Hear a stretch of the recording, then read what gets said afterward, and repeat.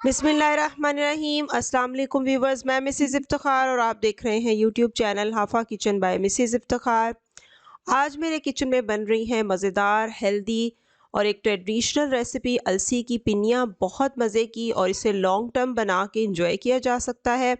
ये बहुत ही मज़े की हो सकती हैं। आप इसे मेहमानों के सामने सर्व कर सकते हैं। अपने बच्चों को खिलाएं तो उनकी इम्यूनिटी बहुत बेहतर होगी और उनकी सेहत में भी इजाफा होगा। ये आप बचपन में खाएंगे तो जवानी में इसके फ़ायदे पता चलेंगे, और जवानी में खाएंगे तो बुढ़ापे में इसके फ़ायदों से मुस्तफ़ीद होंगे।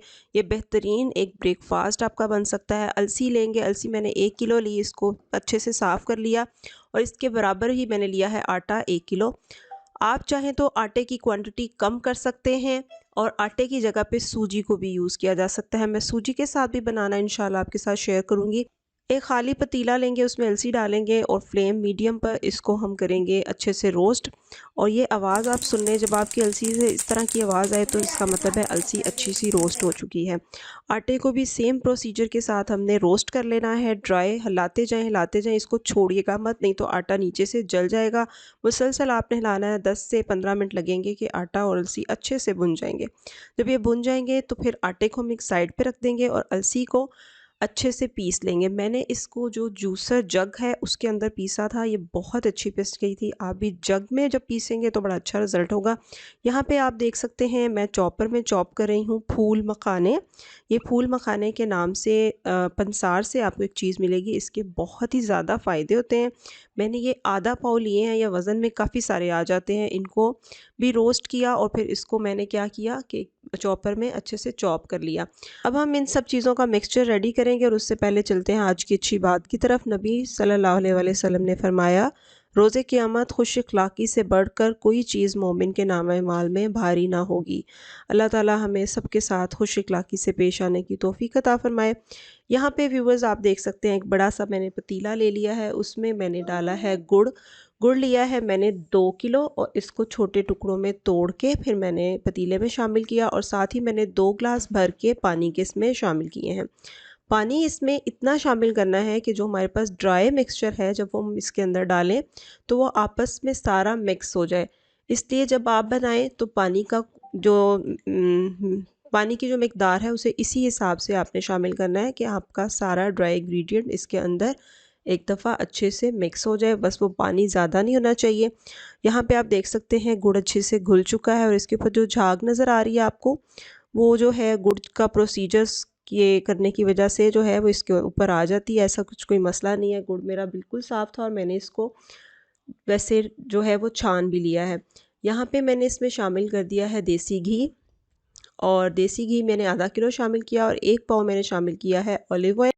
आप अलसी की पिनिया सरसों के तेल में भी बना सकते हैं। जो भी आपको ऑयल या घी पसंद है आप उसमें बनाएं, इंशाल्लाह बहुत अच्छा रिजल्ट आएगा। आपने घी डालने के बाद फ्लेम को मीडियम रखना है, और बहुत देर तक इसको नहीं छोड़ना, क्योंकि फिर क्या होगा कि हमारी जो चास है वो सख्त हो जाएगी और पिनिया जो है वो थोड़ी अकड़ सकती हैं।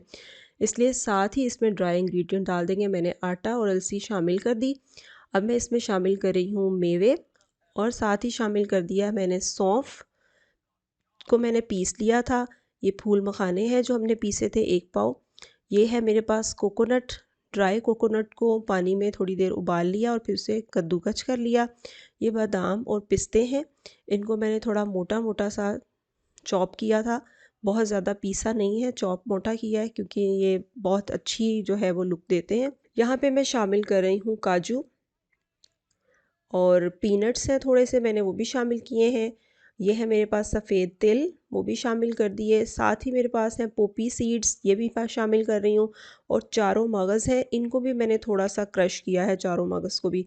अब इन सब चीज़ों को अच्छे से मिक्स कर देना है। यहाँ पे मेरी जो फ्लेम है वो बहुत स्लो है। काम के दौरान दुरूद शरीफ पढ़ना नहीं भूलेंगे, क्योंकि इससे खाने में बरकत और खाने वालों में प्यार होता है। घर का माहौल बहुत खुशगवार रहता है। व्यूवर्स, यहाँ पे मैं आपको बताती चलूँ कि जो भी इंग्रेडिएंट्स मैंने इसमें शामिल किए, आप उसकी क्वांटिटी को ऊपर नीचे कर सकते हैं, इससे कोई फ़र्क नहीं पड़ेगा। कुछ लोग जो हैं वो अलसी की पिनियों में जो आटा है उसको आधा शामिल करते हैं, यानी कि अलसी अगर 1 किलो है तो आटा आधा किलो, या अलसी 1 किलो है तो आटा भी 1 किलो। इससे कुछ फ़र्क नहीं पड़ता। इससे आप पे डिपेंड करता है कि आप कितनी ज़्यादा अलसी का फ्लेवर जो है वो पसंद करते हैं। उसी हिसाब से आटे की क्वांटिटी को कम या ज़्यादा कीजिए। इसी तरह से बादाम या बाकी सारे मेवाजात हैं, वो भी आप चाहें तो इसकी क्वांटिटी इससे भी ज़्यादा कर लें, अगर आपको पसंद नहीं तो इससे कम कर लें, इससे कोई फ़र्क नहीं पड़ेगा। और इसी तरह से कुकिंग ऑयल भी है, अगर आप कुकिंग ऑयल शामिल करना चाहते हैं रेगुलर वॉश कर लें, देसी घी शामिल कर लें, ऑलिव ऑयल शामिल कर लें, कोकोनट शामिल कर लें, कोकोनट ऑयल, या फिर सरसों का तेल शामिल कर लें। लेकिन सरसों का तेल जो है वो अगर आपने इसमें शामिल करना है तो पहले उसको आप बॉईल करेंगे और फिर शामिल करेंगे। और पिनिया जो हमने बनानी है वो हम गरम मिक्सचर की बनाएंगे। अगर हमारा मिक्सचर ठंडा हो गया तो पिनिया बनाना मुश्किल हो जाएंगी।